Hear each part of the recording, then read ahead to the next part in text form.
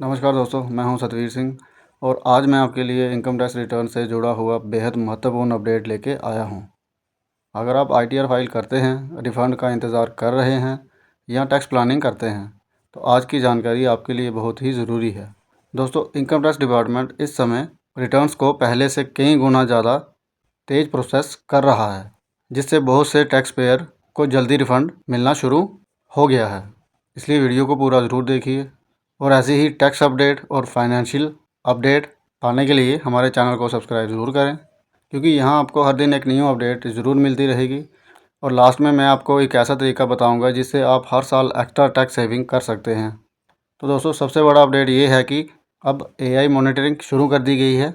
दोस्तों, income tax department अब advance AI tools के यूज़ कर रहा है ताकि बैंक ट्रांजैक्शन को बेहतर तरीके से ट्रैक किया जा सके। कई लोगों को देखा गया है कि वे अपने बैंक अकाउंट में बड़ी रकम डिपॉजिट तो कर देते हैं, लेकिन उसे कभी विड्रॉ नहीं करते। ऐसे केस में डिपार्टमेंट को शक होता है कि उनकी वास्तविक इनकम आईटीआर में रिपोर्ट नहीं की गई है। यही वजह है कि ऐसे अकाउंट पर भी अब नोटिस भेजा जा रहा है। और याद रखिए, saving account interest, FD interest, किसी भी तरह की इनकम, ये सब आईटीआर में रिपोर्ट करना ज़रूरी है। बहुत से लोग इसे मिस कर देते हैं और बाद में नोटिस आ जाता है। इसके अलावा अगर आपने बड़े खर्च दिखाए हैं लेकिन बैंक से उतनी रकम नहीं निकली हुई है तो एआई इसे भी मिसमैच मानकर फ्लैग कर देता है। मैं आपको एक एग्जांपल देता हूं जो अभी हाल ही में हुई है। एक एनआरआई ने हाल ही में इनकम टैक्स डिपार्टमेंट को रिप्रेजेंटेशन दिया है कि उसने 80 लाख की प्रॉपर्टी अपने इन लॉ से खरीदी है, लेकिन डिपार्टमेंट ने उस ट्रांजैक्शन को अनएक्सप्लेन्ड मान लिया क्योंकि उनके पास ये प्रूफ नहीं था कि पैसा किस विदेशी अकाउंट से आया है। याद रखें, अगर आप इंडिया में कोई भी प्रॉपर्टी खरीदते हैं और पैसा बाहर से भेजा गया है तो आप रेमिटेंस का प्रूफ, बैंक स्टेटमेंट या फ़ंड का कोई सोर्स, ये सब डॉक्यूमेंट संभाल कर रखें, वरना टैक्स लगभग 84% तक लग सकता है और पेनल्टी भी भारी होती है इसमें। दोस्तों, अब बात कर लेते हैं प्रोसेसिंग की, क्योंकि ये इस समय सबसे ज़्यादा चर्चा का विषय है। एक टैक्स पेयर ने 10 नवंबर को ITR 3 फाइल किया था, जो कि टैक्स ऑडिट केस था, और आप यकीन नहीं करोगे कि सिर्फ 4 दिन में यानी 14 नवंबर को वो रिटर्न प्रोसेस हो गया। ना कोई रिफंड था, ना कोई डिमांड, लेकिन इतनी जल्दी प्रोसेसिंग देखकर टैक्स पेयर खुश है।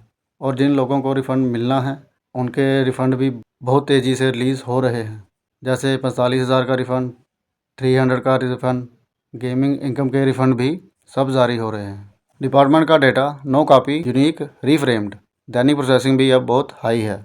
एक दिन में लगभग 4.5 लाख से ज़्यादा रिटर्न प्रोसेस हो रहे हैं। पिछले 2 दिन में लगभग 9 लाख प्रोसेसिंग पूरी हो गई है।